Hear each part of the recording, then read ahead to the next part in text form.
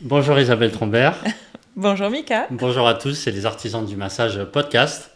Bienvenue, merci d'avoir accepté l'invitation pour ce premier podcast des artisans. C'est Ouais. un grand honneur pour moi et je sais que ça va faire très plaisir à toute la communauté des masseurs qui est autour de moi à Paris et en France d'une façon globale. J'ai vu que vous traduisiez aussi les vidéos que vous faites sur YouTube en anglais. Donc il y a Oui. une idée d'expansion ou de proposer des choses aussi à l'international. En fait, beaucoup de personnes à l'international regardent mes contenus. Il n'y a pas que la francophonie, il y a beaucoup aussi de Canadiens. Au Canada, on parle anglais, français. C'est parti de là. Et puis, de façon générale, on me demandait beaucoup. Beaucoup de personnes dans tous les pays du monde ne parlaient pas le français et l'anglais met tout le monde d'accord. Ben, en tout cas, ça m'a donné des idées parce qu'évidemment, je me suis posé la question si j'allais traduire en anglais. C'est encore un petit peu tôt. Je pense que pour le français, ça ira bien. Mais à l'avenir, mon idée d'aller sur le chemin de la thérapie des thérapeutes aussi à l'international, forcément, me fera venir à proposer un contenu traduit. Euh, donc, ces podcasts seront orientés sur le massage principalement, mais Mhm. aussi sur les thérapies du monde et plus largement sur l'humain. Parce que Mhm. quand on fait du massage, on parle d'humain, Oui, tout à fait. surtout finalement. Mhm. Votre parcours est une grande source d'inspiration pour toute la communauté des masseurs et des thérapeutes en général. Et Merci. puis pour tous ceux qui entreprennent, parce que vous êtes aussi une entrepreneuse chevronnée. Il y a peu de masseurs, en tout cas de ce que j'ai pu voir sur les réseaux sociaux, qui ont une entreprise comme vous avez vous, qui ont pu écrire des livres, qui ont pu proposer toute une gamme de massages, d'ailleurs qu'on voit pas si courant dans les écoles de formation en massage. Oui. Qu'est-ce que vous proposez qu'il y a de nouveau dans votre centre de formation qu'on voit pas partout par exemple? Alors, je pense pas qu'en massage, on puisse vraiment parler de nouveauté, parce qu'on est quand même sur des outils et une thérapie manuelle qui est ancestrale, qui est présente dans le patrimoine mondial de l'humanité depuis des milliers d'années. C'est au-delà des centaines d'années. Est-ce qu'on peut Donc, pas dire que c'est la mère des thérapies finalement, le toucher, le massage? je pense qu'en fait, ça a un rapport avec la mère, avec le Ouais. toucher, avec l'enfant. Il y a quelque chose de très originel, de très pur dans le toucher. C'est, je pense, ce qui nous réduit dans la relation à notre plus simple échange, le plus fondamental et le plus essentiel.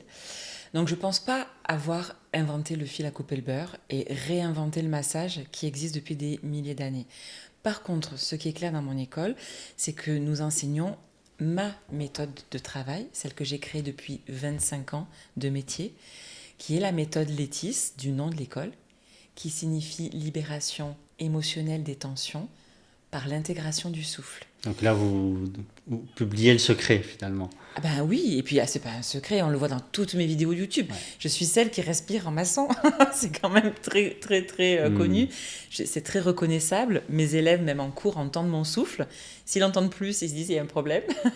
Donc en fait, c'est vrai qu'il y a vraiment ce travail d'une méthode qui est extrêmement intégrative. Donc j'ai pas réinventé le massage, mais je suis allée puiser dans des outils et des méthodes qui sont complémentaires au massage, puisque je suis aromathérapeute, je suis orthobionomiste, je suis aussi somatothérapeute, je travaille beaucoup en fasciathérapie. Donc en fait, on a une maîtrise qui va au-delà du massage et qui en fait un soin holistique et intégratif qui relie le corps, l'esprit, le cœur, dans toutes ces dimensions. C'est exactement comme ça que je vois le massage. Pour moi, c'est la thérapie holistique. Alors, elle passe par le corps, mais elle bouge les corps. Donc, souvent en naturopathie, on a tendance à parler du corps émotionnel, de l'esprit, du corps mental, du corps physique, etc. C'est difficile de ne pas toucher tous les corps quand on touche le corps physique. Donc, le massage est une thérapie, à mon sens, qui est holistique par essence. Elle est holistique par essence. C'est un accompagnement global. Après, ce qui est complexe et rare, et c'est pour ça qu'on a beaucoup de monde chez Létis et que les masseurs désormais veulent quelque chose de pointu, c'est parce que dans notre école, on part quand même de la base. Nos élèves, et nous sommes la seule école en Europe à le proposer, font 15 jours purs. C'est pas 2 semaines, hein, c'est 3 fois 5 jours d'anatomie palpatoire pure, hors théorie, hors tout. La théorie et les apprentissages à distance se font en plus. Mais à l'école, il y a 15 jours d'anatomie palpatoire pure. Alors ça, c'est sur le cursus d'1 an. Oui, mais tout à fait. Et en fait, ça, c'est quelque chose de spécifique parce qu'aujourd'hui, une personne qui veut se reconvertir dans le métier et qui veut aller dans une carrière, aujourd'hui, les masseurs sont en demande de quelque chose qui est extrêmement pointu, qui est précis, avec de la performance, du résultat, qui va au-delà du massage de détente one shot, je vais dire. C'est-à-dire que avant, les masseurs excellaient dans le fait de recevoir quelqu'un et d'être capable de lui prodiguer une séance qui est vraiment waouh. C'est-à-dire quelqu'un que je ne connais pas, qui arrive, j'ai 1 heure pour aller à l'essentiel, lire exactement quels sont les besoins de cette personne, éventuellement m'entretenir verbalement avec elle et lui proposer quelque chose, un soin d'excellence en 1 heure. Aujourd'hui, on va plus vers la massothérapie, qui consiste à ne plus être un masseur de bien-être ou un spa praticien. On aura toujours besoin de cela, parce que dans les spas, c'est exactement ce qui se pratique. Mais le masseur indépendant, le masseur freelance, aujourd'hui, il veut suivre ses clients. Il veut les accompagner dans des modifications corporelles, posturales, émotionnelles, énergétiques, mentales. Il veut avoir un suivi dans la vie de cette personne, la fidéliser. Et pour cela, il faut d'autres outils. Et une méthode de travail qui soit extrêmement structurée. Parce que si vous êtes un bon masseur, que la personne elle a un effet waouh, mais que vous ne savez pas exactement ce qui s'est passé dans la séance, vous ne savez pas non plus comment vous avez fait, et c'est la personne vous dit ok, la prochaine fois je veux exactement ça et je veux encore aller plus loin, et que ça a été un petit peu au petit bonheur de la chance, j'entends souvent les masseurs dire ouais, je fais un massage à l'intuitif, je fais des soins signature sur mesure. Ouais. Ok, mais concrètement, vous faites comment? Quels outils vous utilisez? Pourquoi? Avec quelle cohérence? Avec quel process et quelle stratégie corporelle pour construire une évolution corporelle sur plusieurs séances? Et c'est ça qui évolue beaucoup en ce moment. Donc en fait, je ne pense pas qu'on réinvente le massage, mais en tout cas, on réinvente la méthodologie. On devient très carré. Et moi, je dis toujours, parce que les gens, ils me disent, quand je masse, ils me voient faire et tout, et ils me disent, oh là là, c'est trop bon, c'est magique. Et je fais, ah non, non, c'est pas magique. C'est méthodique, c'est pas pareil. En fait, l'intuition, on va justement y venir après parce que c'est quelque chose qui m'intéresse énormément et qui a sa place dans le massage. Mais c'est vrai que c'est la voie facile d'accès au massage si on veut, comme je le disais, la facilité. C'est-à-dire, on suit que son intuition, on va procurer du bien-être, il va y avoir une connexion qui va se faire entre le masseur et le massé, qui va être plus ou moins forte. C'est du domaine de l'invisible, de l'intuitif en tout cas, du canal énergétique.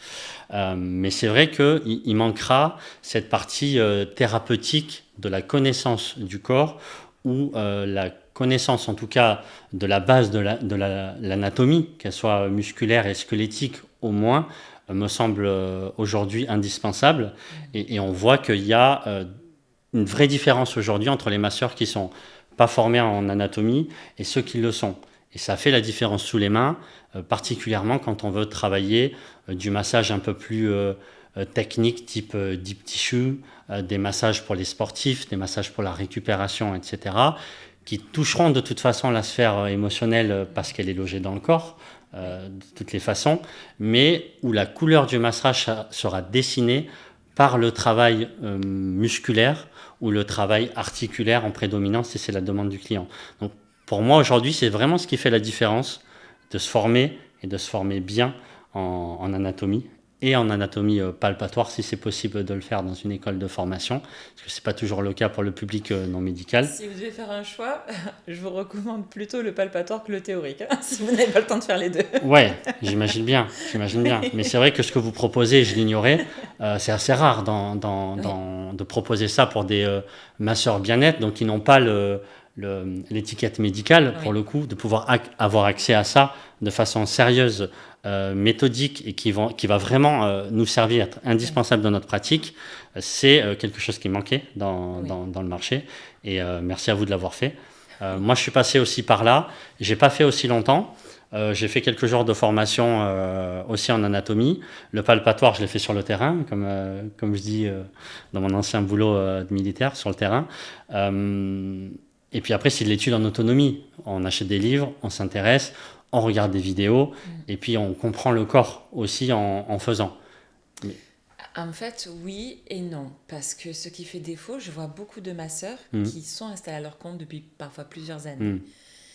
Et quand il y a une méthodologie pour prendre une séance, il y a la structuration de la séance en proximal, distal, reproximal. Sur toute la séance de massage, il y a une méthodologie en fait. Et l'intuitif, c'est ce qui va faire la différence. Mais pour moi, la part intuitive du masseur, c'est uniquement le nappage sur le gâteau. C'est pas le gâteau, c'est la cerise. C'est le petit, la petite bougie qui fait des étincelles. Ouais. Mais c'est pas la structure. En fait, si vous n'avez pas la structure de savoir comment j'appréhende en palpatoire, prise d'information, calage, accord formel avec le client, réajustement de la séance qui avait été prévue suite à l'anamnèse verbale, la prise d'information verbale, mais il y a un réajustement suite à la prise d'information palpatoire. On se recale avec le client pour éventuellement changer la stratégie, parce que le client a mal au dos, mais souvent c'est un massage des jambes qu'il lui faut. Donc le client vient et demande un massage du dos, mais il faut lui expliquer pourquoi. Il peut être beaucoup plus opportun et stratégique de commencer par les chaînes posturales arrière au niveau des jambes. Donc en fait, tout cela, il y a une méthodologie.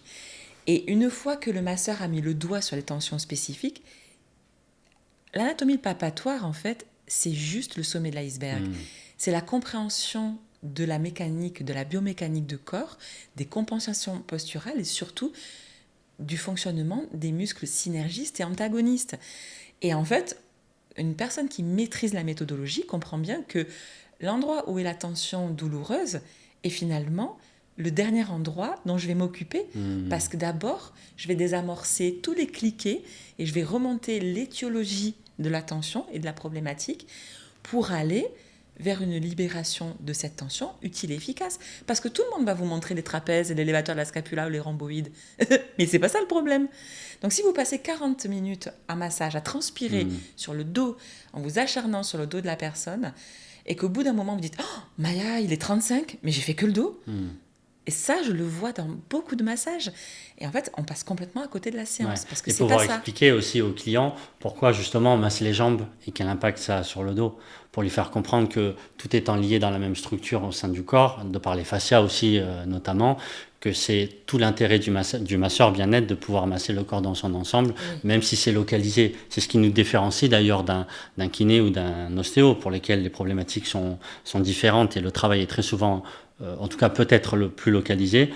Mais moi j'invite toujours les gens à accepter un massage s'ils le souhaitent, en tout cas sur un corps complet, alors que parfois ils auraient préféré au départ pouvoir avoir un travail peut-être uniquement du dos.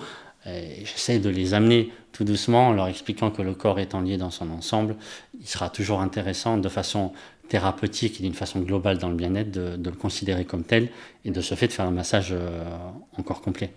Oui, tout à fait. Puis je me permets, sans vouloir peut-être déstructurer l'échange, ce qui était prévu, de rebondir sur le mot thérapeutique. Ouais.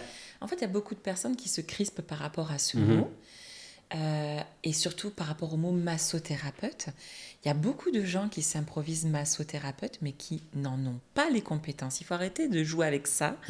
Dans les autres pays du monde, un massothérapeute, c'est à peu près entre 1200 et 1500 heures de formation. Qui, en France, a fait ces heures-là. Donc, en fait, s'autoproclamer massothérapeute, alors qu'on n'en a pas la compétence, c'est grave. Et ce mot thérapeutique, il a sa légitimité dans le champ de la prévention santé. Faire de la prévention santé, c'est thérapeutique parce que cela permet de maintenir la santé. Donc on est dans le thérapeutique, mais on n'est pas dans le curatif. Donc ça, c'est très important. Nous sommes des professionnels de la prévention santé. L'OMS a redéfini la santé. Avant, la santé, c'était l'absence de maladie. Désormais, la santé, c'est un état de bien-être physique, mental et émotionnel. Donc, l'OMS a englobé la prévention. On ne veut pas simplement être neutre ou pas mal, on veut être bien. Et la santé, c'est se sentir bien. Donc, c'est mieux que juste ne pas avoir mal ou ne pas être malade. Et donc, dans le champ de la prévention santé, c'est notre métier. Donc oui, c'est thérapeutique, mais pas curatif. On ne soigne pas, On ne peut pas traiter une situation qui s'est installée, qui a dégénéré sur de l'aigu ou du chronique. Mais par contre, on peut faire de la prévention quand la personne va encore à peu près bien, pour qu'elle soit véritablement bien. Donc le mot thérapeutique, il faut se décrisper là-dessus, mais être clair. C'est du thérapeutique de prévention santé. C'est vrai que ce mot-là, notamment dans le massage, il est toujours d'ailleurs un vrai sujet. Le massage a été écarté de cette terminologie pendant très longtemps. Je crois que une information qui m'est venue récemment, c'est que les masseurs ont à nouveau la possibilité de pouvoir utiliser cette terminologie, thérapeute en massage bien-être ou massothérapeute. Aujourd'hui, légalement, si je ne dis pas de bêtises. Aujourd'hui, comment vous mettriez... Ouais, c'est encore un peu... En fait, la notion de légal, elle est complètement folle en France. C'est-à-dire qu'il n'y a aucune réglementation. Okay. Donc, on ne peut pas dire que c'est légal parce que ce n'est pas illégal. Moi, j'aimerais bien que ce soit réglementé. Ouais. Et ça, c'est très, très important. D'autant que le métier, il arrive et il existe, mais il y a une haute compétence. Souvent, je dis aux masseurs, mais... offrez-vous les formations que vous aimeriez que toutes les personnes qui vous touchent en massage aient fait elles-mêmes. Si vous n'êtes pas à ce niveau-là, il y a un problème. Et je suis désolée, mais je le clame depuis 20 ans. Depuis Létis, ça existe, l'école existe depuis... Mon école, en fait, elle existe depuis 21 ans. Elle rentre dans sa 22e année. J'ai vu des milliers de personnes se former. Et en fait, ce qui est très, très important, c'est qu'on n'ait pas un masseur professionnel parce qu'on a fait 10 stages de formation de techniques de massage à la carte. Quand on a appris 10 techniques de massage à la carte dans une école qui proposait un petit peu comme ça, je suis à la cafette et je fais un buffet à volonté et je prends 10 techniques de massage et boum, j'ai un nombre d'heures de 200 heures, ça y est, je suis masseur pro. Non. Je suis désolée, mais on n'est pas un masseur professionnel quand on fait ça. Parce qu'on n'a pas appris les fondamentaux de la gestion de la relation client, hygiène et sécurité, déontologie, et surtout tous les pans de la physiologie, des pathologies, des limites du massage de bien-être. Enfin, je veux dire, il faut arrêter ça, quoi. Il y a des écoles qui ont construit une fédération française de massage qui a construit les bases. On a quand même plusieurs dizaines d'écoles. D'habitude, les directeurs d'écoles de massage, c'est plutôt des confrères, mais c'est aussi des concurrents. Là, on a quand même toutes les écoles de la Fédé qui sont tombées d'accord sur un tronc commun pour que ça mette d'accord tout le monde à l'unanimité. C'est qu'il y a quand même quelque chose. Donc, en fait, notre profession n'étant pas réglementée, c'est la foire d'empoigne. Et en fait, c'est n'importe quoi. Donc, j'ai quand même des personnes qui m'écrivent et qui me disent « Isabelle, j'ai regardé toutes vos vidéos YouTube. Merci. Je m'installe à mon compte en auto-entrepreneur. » C'est une cata, en fait. Donc, il faut arrêter de faire ça. Sans se former, vous voulez dire, en regardant la vidéo. Ils appellent ça être autodidacte. Ouais. Super. Okay. Ben non, en fait. Parce qu'ils me disent, bah ouais, c'est pareil que votre e-learning. Mais pas du tout. Parce que mon e-learning, c'est une supervision. Les gens envoient la vidéo de leur pratique, sont obligés de faire une 20aine de séances. Ils ont des feedbacks. Et quand ça ne va pas, on dit non. Et on leur demande de refilmer leur pratique. Et normalement, c'est 2 fois, mais il nous arrive d'aller à 3, 4, 5 fois quand ça ne va pas. Et de finir par dire à la personne, bah là, il va falloir venir faire du présentiel. Ouais.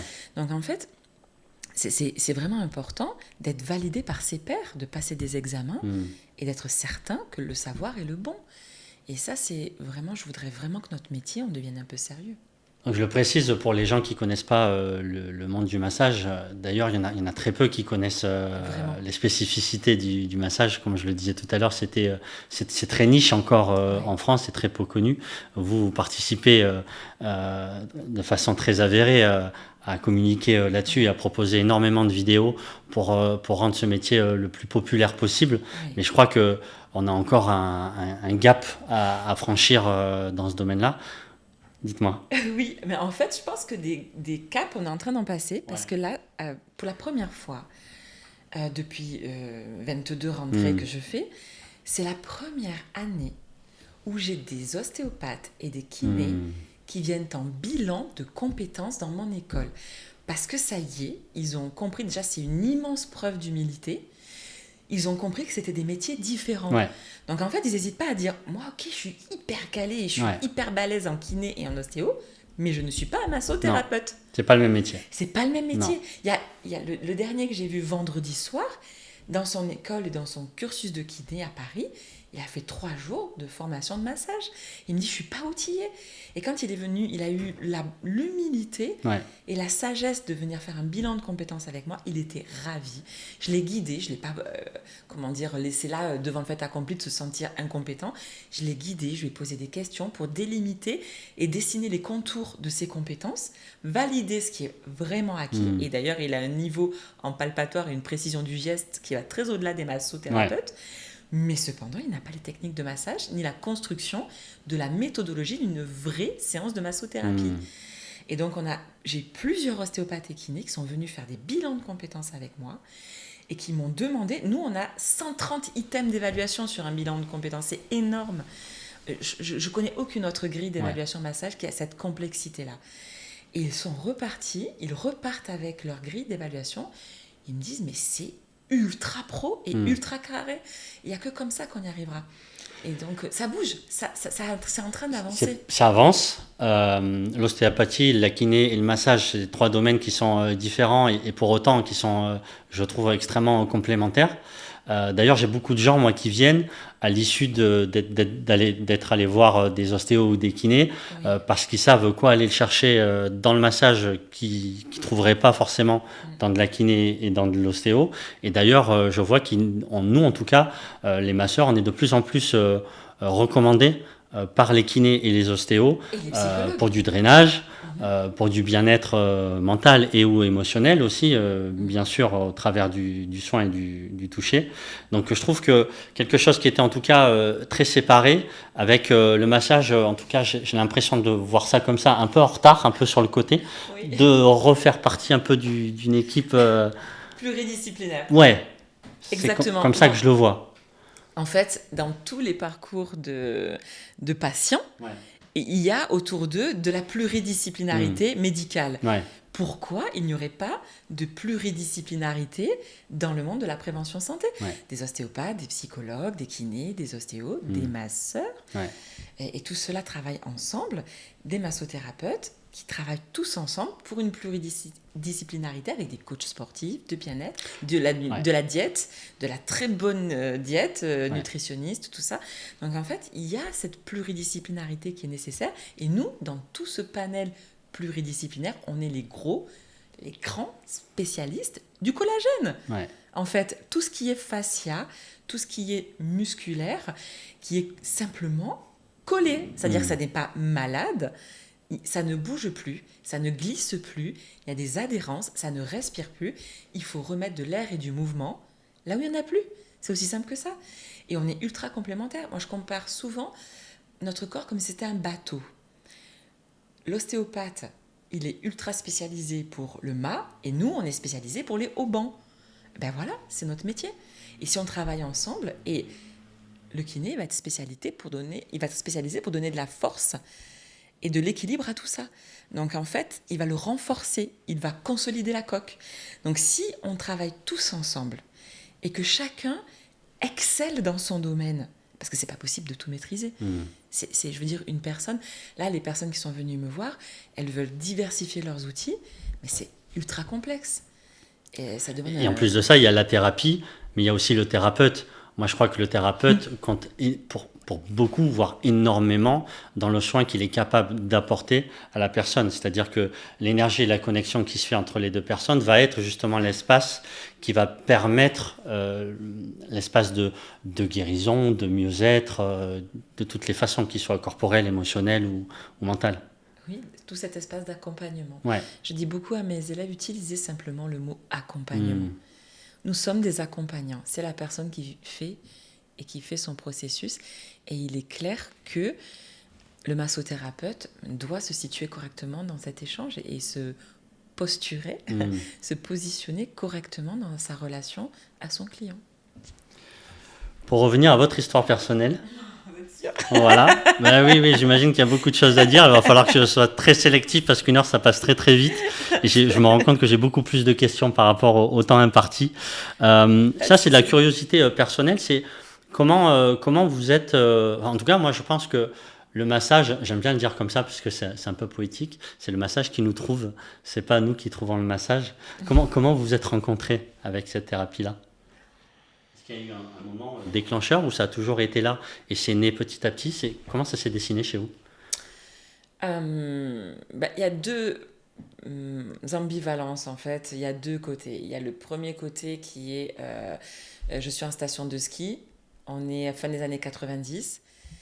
À part le bowling et la raclette, il se passe rien en after-ski ou aller en boîte de nuit. À l'époque, il y en avait encore. Ou boire beaucoup de bière et de vin au bar. Et tout ça, ça va pas. Et moi, je me rends compte que quand j'ai skié une journée, j'ai plus de jambes et que je veux un massage. Et il n'y a personne en station de ski qui fait des massages. Voilà.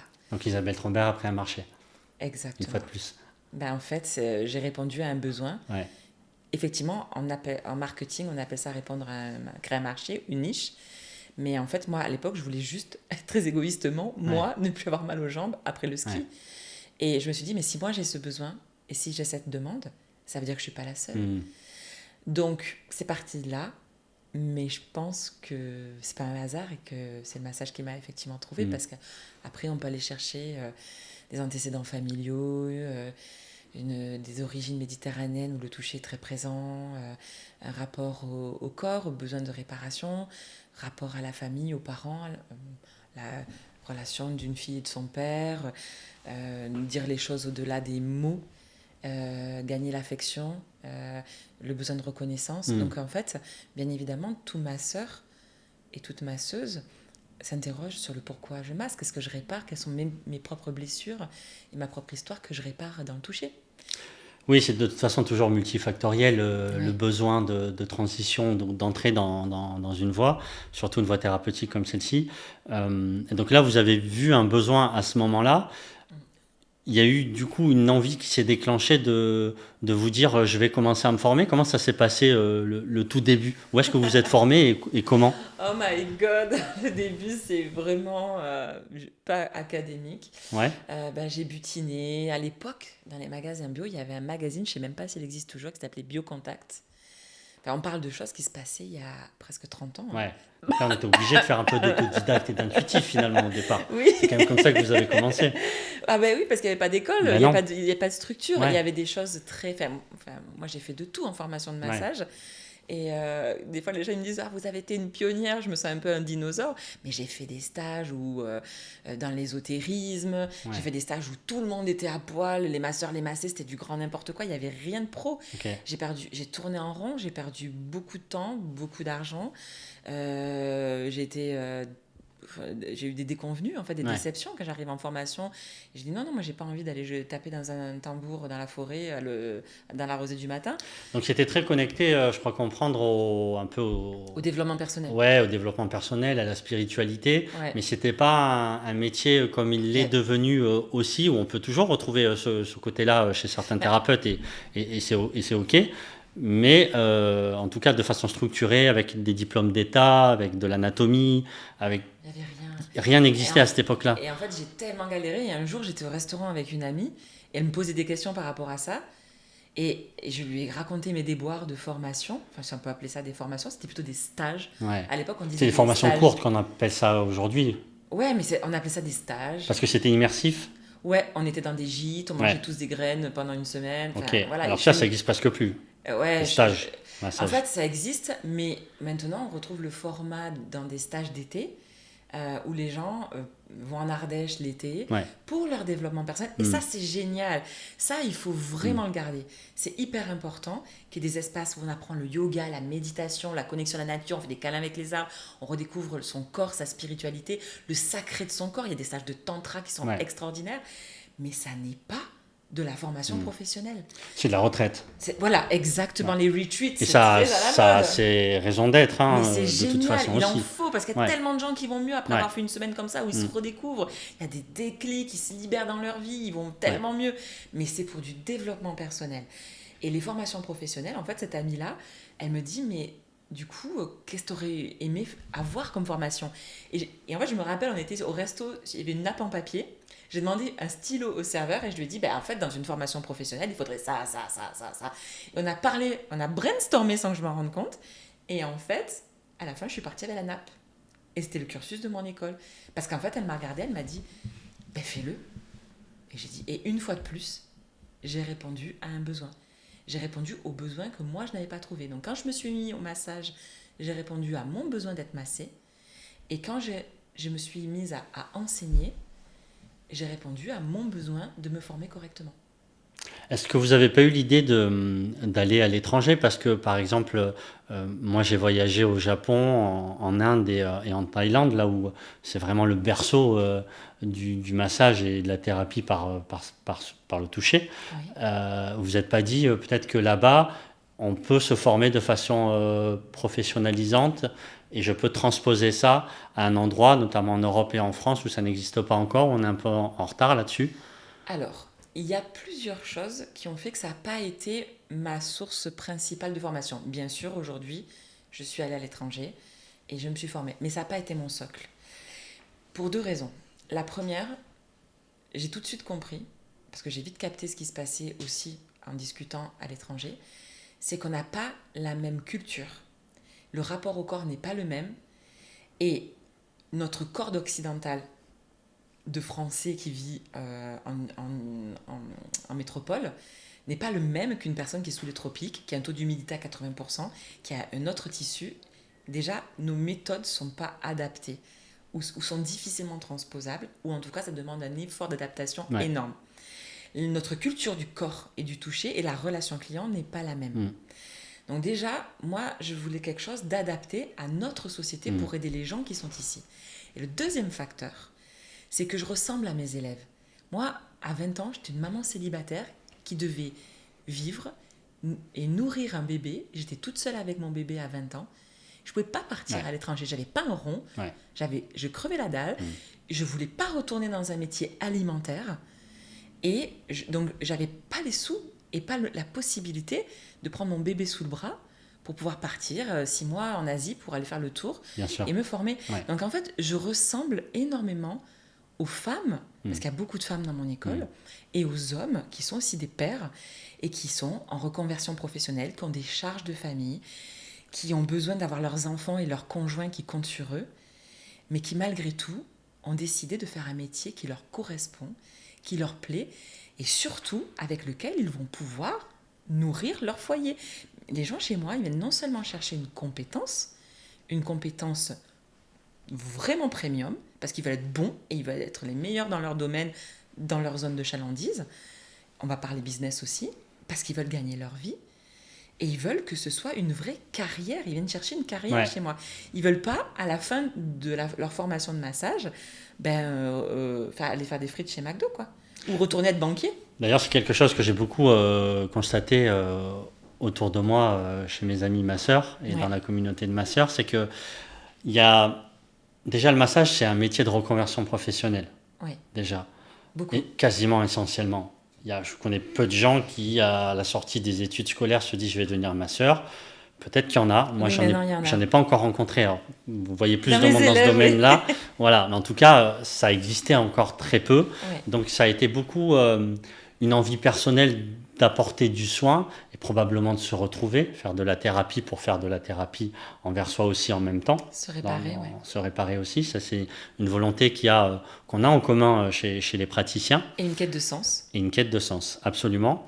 Et donc, ce que ça génère aussi, c'est que le praticien qui se lance dans le massage, c'est pas une ou un homme d'affaires.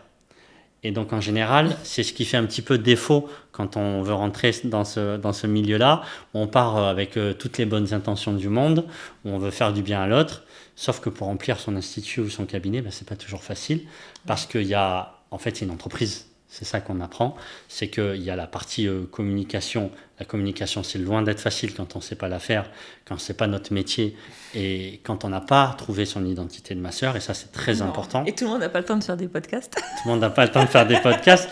Tout le monde ne prend pas le temps de faire des podcasts. Après, le podcast, il faut avoir une envie aussi. Ce n'est pas une obligation dans le massage. Bien sûr. Non. Ça, c'était une envie qui était très personnelle d'aller à la rencontre des gens. Ça, on en a parlé un petit peu tout à l'heure.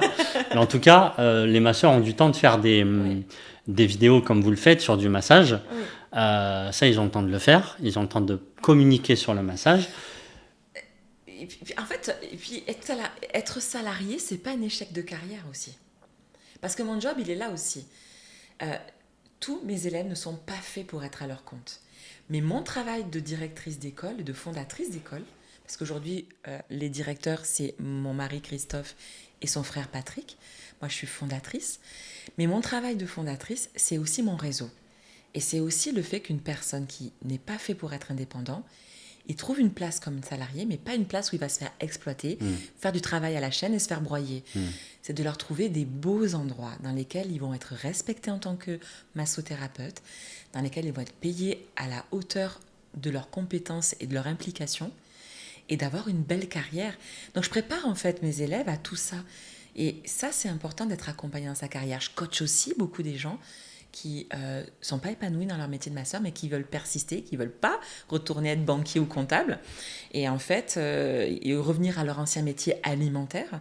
Donc ça, en fait, c'est vraiment important de pouvoir se dire, ok, je fais comment pour vivre de mon art, pour avoir une carrière et être salarié, c'est pas un échec. Il faut enlever ce sujet tabou. Tous les masseurs et les masseuses qui sont bons ne sont pas forcément des indépendants. Et passer par la case d'être salarié, peut-être 3, 4, 5, 10 ans, pourquoi pas? Si ça permet d'aller travailler dans des beaux établissements, où le beau fait du bien. Hein. Il y a des endroits où c'est le rêve. Il y a des endroits qui sont très agréables. Il y a des endroits qui sont incroyables.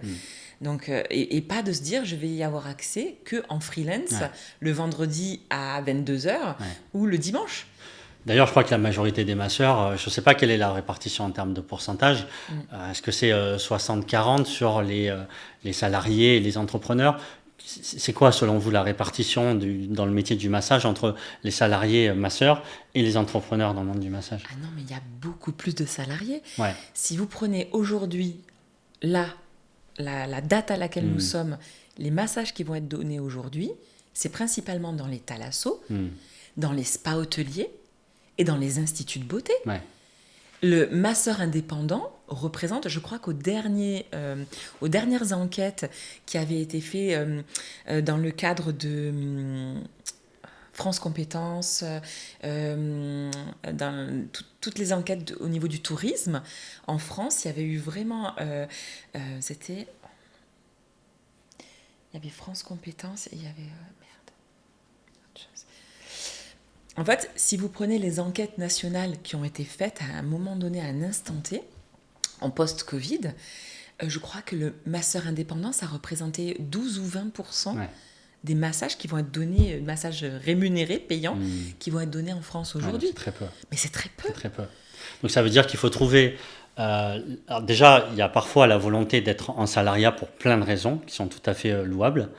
Et il y a aussi une partie des masseurs que je connais qui sont dans du salariat et qui ont un peu ce petit rêve secret d'avoir son entreprise, mais qui ne savent pas trop comment moduler et créer ça. Donc, ce serait quoi le conseil que vous donneriez justement pour cette petite niche de masseurs qui est en salariat et qui se dit moi aussi, je me sens capable de le faire, mais je ne sais pas quel est le chemin, puisqu'il y en a beaucoup, ou quels sont les outils à privilégier pour me dire je vais me lancer et me garantir le max de succès le plus rapidement possible dans l'entrepreneuriat, dans le massage? Alors, la qualité de la formation, il faut une haute compétence. Il faut une haute compétence qui sort du lot. Donc, une très bonne école de massage, à bien choisir en fonction de l'orientation. En massage, il y a des spécialisations.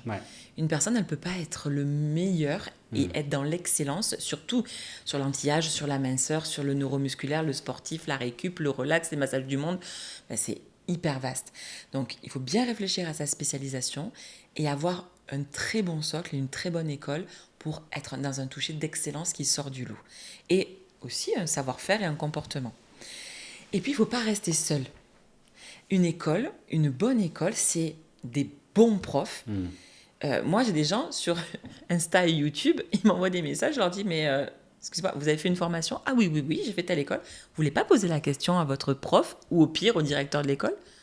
Ah ouais, mais non, mais là, maintenant, c'est bon, j'ai fini mon module, c'est Donc il fini. y a un manque d'accompagnement dans les formations aujourd'hui? Il faut des profs et il faut une école qui Ouais. vont continuer de répondre à vos questions après la formation et vous accompagner. Normalement, moi, mes élèves, je les aide à faire leur CV, à trouver une place, à préparer un entretien d'embauche. Je réponds à leurs questions constamment. Je suis tout le temps. Et d'ailleurs, ils ont ma priorité. Les personnes à qui je réponds, c'est mes anciens élèves, parce qu'il y en a presque 2000. Donc, c'est eux qui ont ma priorité. C'est comme mes bébés. Ouais, vous avez un contact privilégié On a un contact ultra privilégié. parce que familial avec les gens que vous formez, vous Mais gardez un contact. voilà, nos profs restent en contact avec Ouais. leurs élèves. Ouais. Je ne suis pas la seule. Tous les profs de l'école font ça. Ok. Donc on reste en contact. Et puis surtout, il y a le réseau des alumni, les anciens élèves de l'école. Moi, mes élèves, ils se font des groupes WhatsApp, ils échangent entre eux. On fait des journées où on se retrouve à l'école, où ils peuvent échanger leurs coordonnées, se soutenir, avoir de l'entraide. Il ne faut pas rester seul. Si vous êtes bon, que vous êtes brillant, mais que vous restez tout seul, en indépendant, c'est trop dur. Alors, du coup, le premier conseil, c'est évidemment la formation, trouver la bonne formation professionnelle, qui soit suffisamment longue, suffisamment rigoureuse, avec évidemment de l'expérience de terrain aussi, parce que ça, c'est indispensable. On devient bon masseur quand on masse Des aussi. anciens élèves et tout ça, avec qui on se fait un réseau. Et puis, il faut se fédérer. Il faut adhérer à la FFMBE, à profiter de toutes les infos, les newsletters, les colloques, les visios, les formations en ligne de la Fédé, qui sont accessibles à tous les adhérents. Donc, il faut se fédérer. Et puis, il faut aller dans les événementiels de massage, les compétitions, aller les voir, rencontrer les copains, se faire des amis qui sont bons, qui ont aussi un petit peu la même ambition. Il ne faut pas rester tout seul. Moi, je trouve que l'accompagnement, c'est effectivement ce qu'il y a de plus important, l'accompagnement professionnel et l'accompagnement personnel, c'est-à-dire avoir un petit réseau de collègues de massage pour voir un petit peu Des gens fiables, ouais. des gens fiables, de confiance, pour voir ce qu'ils ont fait eux que nous, on n'a pas fait, qui forcément fait que ça marche pas, ou pas forcément, et inversement. Eux peuvent prendre aussi des conseils de choses que vous avez entrepris ou de manière dont vous l'avez fait, que vous proposez dans votre entreprise, qu'eux n'ont pas encore fait. Par exemple, je discutais récemment avec une amie masseuse qui, selon moi, n'avait pas exactement trouvé son identité encore de masseuse. Je lui expliquais que c'est un marché qui est très concurrentiel, surtout à Paris. Il y a beaucoup de gens qui veulent se faire masser et en même temps, il y a beaucoup de masseurs. Donc, je crois que c'est important d'aller dans sa ligue de spécialisation, comme vous le disiez tout à l'heure, et ça, c'est extrêmement important à mon sens pour devenir un expert dans le domaine spécifique qu'on a choisi, dans lequel on se sent légitime et compétent, mais aussi de pouvoir s'asseoir dans sa légitimité et dans son identité de masseur, de dire ok, moi je suis ce masseur-là, ça me correspond parce que c'est qui je suis. Donc ça passe par se trouver soi-même, et c'est là que le développement personnel prend tout son sens. Et en même temps, pouvoir présenter une couleur de thérapeute à la personne qui va venir chez vous et qui va tout de suite pouvoir identifier, ah ok, lui ou elle, c'est ça sa touche, c'est ça sa patte, sa main au-delà du thérapeute manuel. Oui, mais c'est ce que moi je compare. Quand j'enseigne, je compare beaucoup le massage à la restauration. Quand vous rentrez dans un restaurant chinois, comme plat du jour, vous voulez pas des lasagnes. Absolument. Donc en fait, Absolument. il faut avoir une identité claire, il faut Ouais. raconter une histoire, avoir un bon storytelling et être aligné avec ce qu'on fait. C'est exactement ce que je lui ai répondu. En fait, je lui ai dit que quand il y avait une carte de massage où tous les massages du monde étaient présents, ça sentait pas l'expertise. Ça sentait pas le... Alors, après, je vais peut-être me faire tomber dessus et que je m'en excuse parce qu'il en existe beaucoup et il y en a qui sont très bien faits, où il y a des qualités, de la qualité dans ce genre de soins. Mais par ailleurs, là, je parle surtout pour les gens qui souhaitent devenir entrepreneurs et qui souhaitent se démarquer un petit peu de la concurrence. C'est là que je trouve que ça prend encore plus son sens quand on n'a pas pignon sur rue, en termes de localité, en termes d'espace ou de lieu, de pouvoir dire, moi, je suis ça comme masseur et c'est par ça que c'est par cette spécificité qu'il faut venir me voir. Mais c'est le plus dur, en fait. Ouais. Vous énoncez une vérité qui est cruciale, qui est fondamentale, mais qui est aussi la plus difficile. C'est trouver, aller au bout C'est-à-dire découvrir qui je suis, Ouais. ce qui n'est pas facile en développement personnel, Ouais. s'assumer, Ouais. dire ok, voilà ce que c'est ça que je suis, je l'assume et maintenant je vais le montrer à tout le reste du monde. Excusez-moi, mais c'est costaud. Ouais.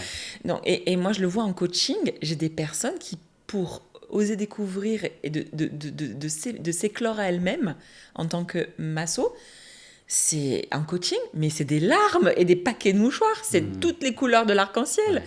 Parce qu'on vient un petit peu se donner l'estime de soi, la reconnaissance peut-être qu'on n'a pas eue, et de dire, ok, voilà la personne que je suis, voilà comment je suis véritablement alignée avec moi-même, et voilà ce que je vais en faire. Enfin, c'est hyper hard, quoi. Donc c'est pour ça qu'il y a des personnes qui, en auto-entrepreneur, sont en PLS, Ouais.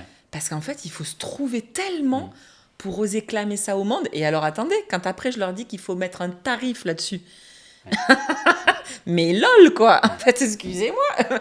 Mais non seulement je dois trouver qui je suis, aller puiser au plus profond de mon âme, être aligné avec ça, l'assumer, le présenter au monde et mettre un tarif. Pour dire, moi, mon prix, c'est ça. Vous imaginez, c'est la La valeur. valeur, c'est ça. Mais en plus, c'est hyper tabou parce qu'en fait, le massage, les mains, c'est le prolongement du cœur. Mais l'amour, c'est gratuit. La bienveillance, c'est gratuit. Comment je vais mettre un tarif là-dessus ? Ouais. Ça n'a pas de prix, et en même temps il en faut bien un. Mais alors si je le mets trop cher, je vais pas avoir de clients parce qu'il y en a d'autres qui font ça à 50 balles. Oui, mais alors si je le mets trop cher, qui je suis pour prétendre à ça, enfin, en termes de légitimité, enfin, là on touche à quelque chose, mais c'est de la folie en fait. Parce qu'un masseur doit passer tous ces états-là pour dire voilà ce que je suis. Ouais. Je suis OK avec ça. Déjà, il faut avoir fait 30 ans de thérapie. Hein, parce que moi, je ne suis toujours pas OK complètement avec tous les paradoxes, les incohérences et les défauts de Isabelle. Donc, en fait, il faut venir dire au monde, voilà ce que je suis. Ça frôle l'excellence. Je suis OK avec ça. Et j'y mets un tarif. Et un bon tarif. Parce que je ne peux pas faire 50 massages par semaine. Donc, il faut que je puisse en vivre. Et le 1 euro la minute, avec les charges qu'on a en 2025, ça passe pas toujours. Ah, mais c'est fini depuis longtemps. Ouais.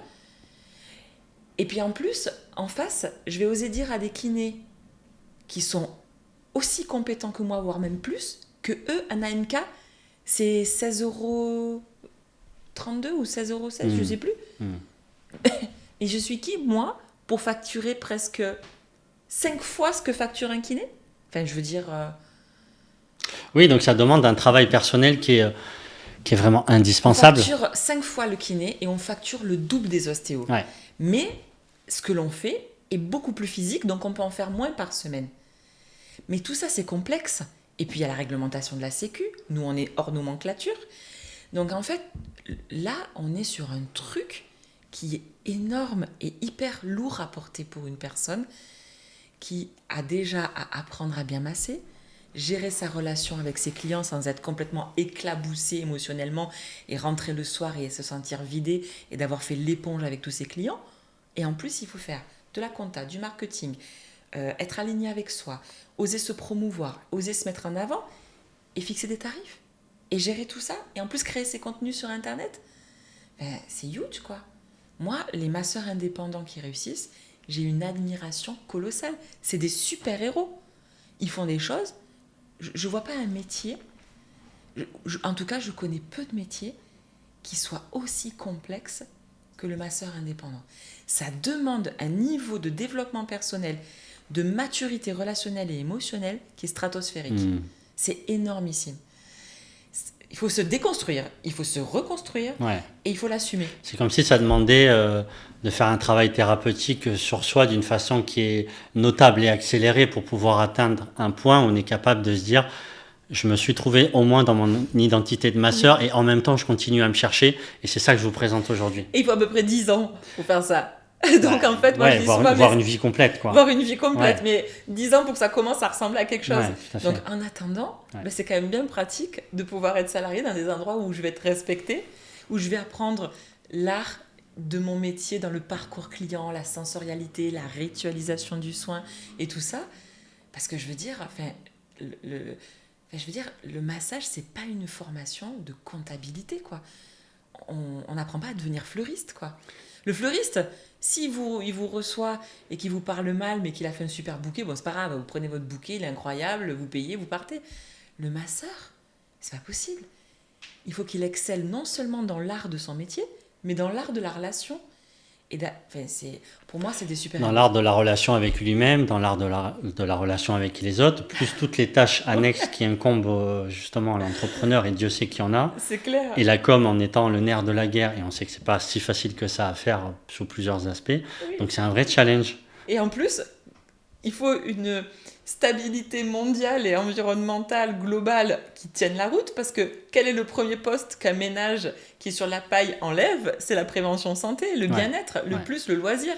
Donc en fait, il faut en plus que notre pays et notre économie soient stables, qu'on fasse tous la paix pour que ça se passe bien, que la classe moyenne aille bien si on se met à faire de la géopolitique. Et donc en fait, là au Canada, on le voit, les massos au Canada, ils sont super embêtés parce que leur monnaie tient plus la route face au dollar et à l'euro.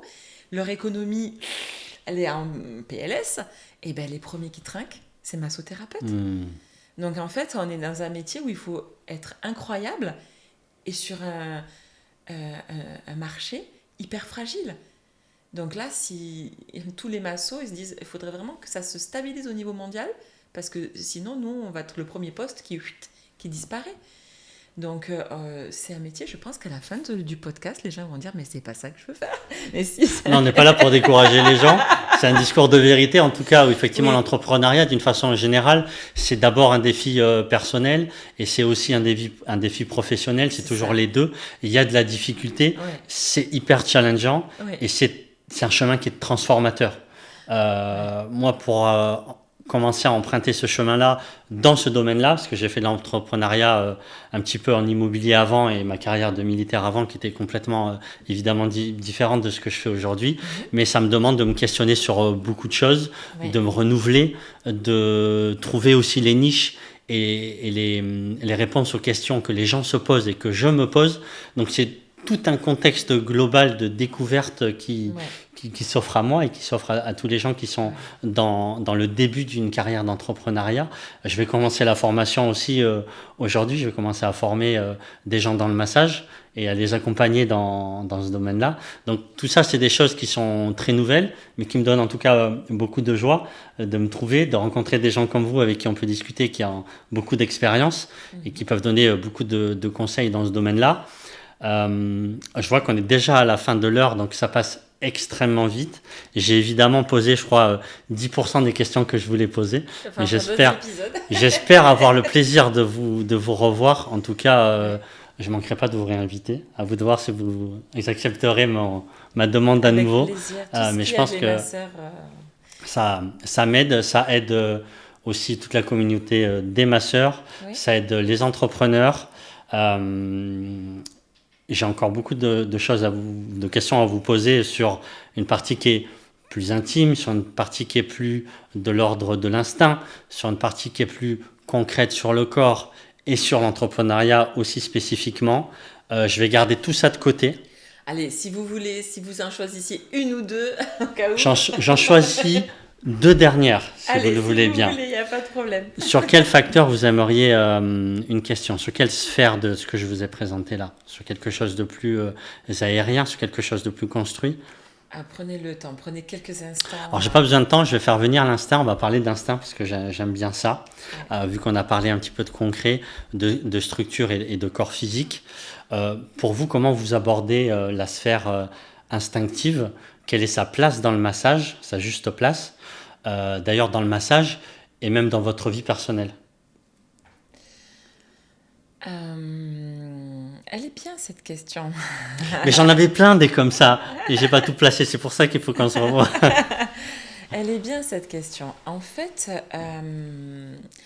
je pense que tous les êtres humains sont instinctifs. Ils ont ces informations. Il n'y a pas d'appelé, il n'y a pas d'élu, de gens qui pourraient percevoir intuitivement ce qui pourrait aider, être favorisant. Est-ce qu'il y a des prédispositions selon vous au canal instinctif? Je pense qu'une personne qui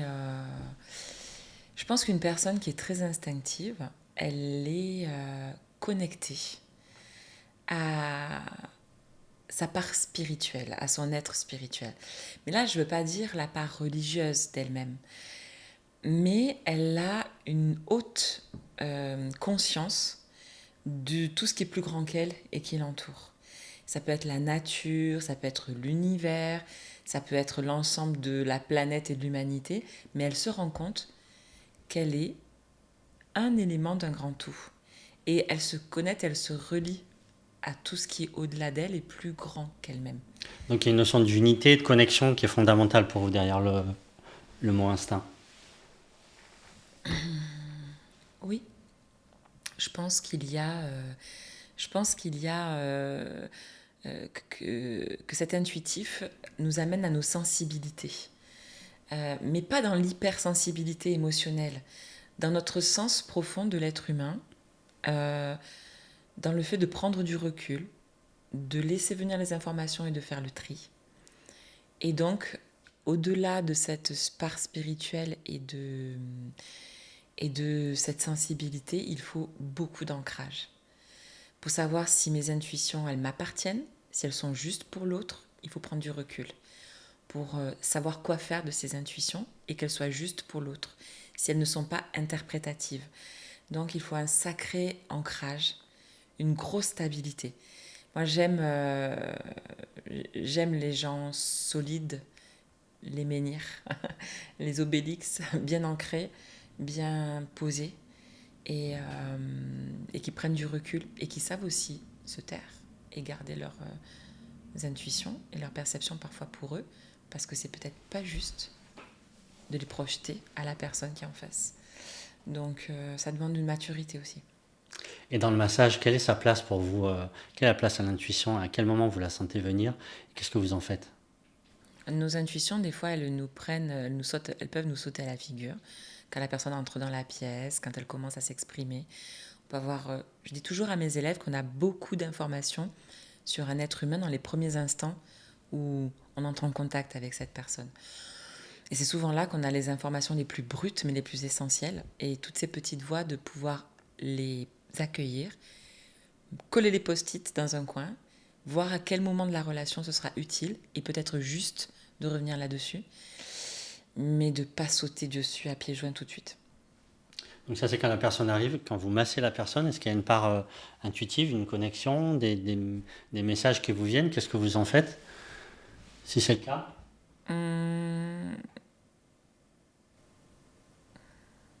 Elles font partie d'un tout. Mais j'aime pas trop cet aspect un petit peu presque médiumité, d'avoir des visions et tout ça. C'est pas trop mon truc. Je reste extrêmement rationnelle et pragmatique quand j'enseigne. Je pense qu'en fait, au niveau kinesthésique, notre propre fascia capte beaucoup d'informations par le toucher, par la présence dans le champ magnétique de l'autre. Et toutes ces informations que nous captons comme un peu notre sixième sens nous donnent beaucoup d'informations sur ce qu'est l'autre. Et tout cela, pour moi, c'est de la perception sensorielle, c'est de la kinesthésie. C'est vraiment, ok, j'entre en contact avec l'autre, dans sa sphère, dans ses 1 mètre, et là, il y a beaucoup de choses qui me viennent. Mais qui me viennent par mes sens, par mon propre corps, par mes propres perceptions. Et pour moi, c'est plutôt de cet ordre-là. Et j'aime bien rester pragmatique et rationnelle avec ça. Merci beaucoup. Merci à vous. Dernière question, qui va être très simple et en même temps pas si simple. C'est quoi votre définition du bien-être? Vous me demandez de résumer ma vie en 3 minutes. En 1 minute même, je vais vous demander.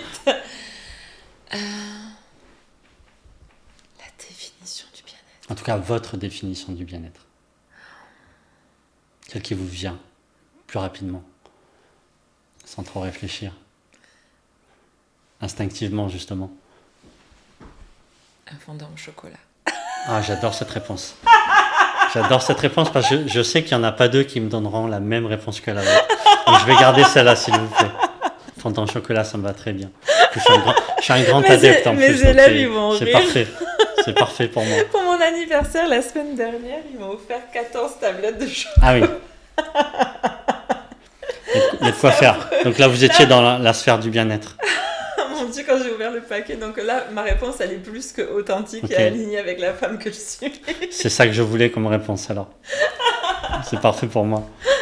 Isabelle Trombert, merci beaucoup. C'était Merci à vous. une grande joie d'avoir fait votre connaissance, d'avoir fait ce bel échange trop court, mais qui en appellera un suivant, je l'espère, comme la perche que je vous ai tendue tout à l'heure. Très belle journée à vous et au plaisir de vous revoir bientôt. Merci Mika. Merci à vous. Et bonne longue vie au podcast. J'espère aussi. Longue vie au podcast Les Artisans du Massage. Merci beaucoup.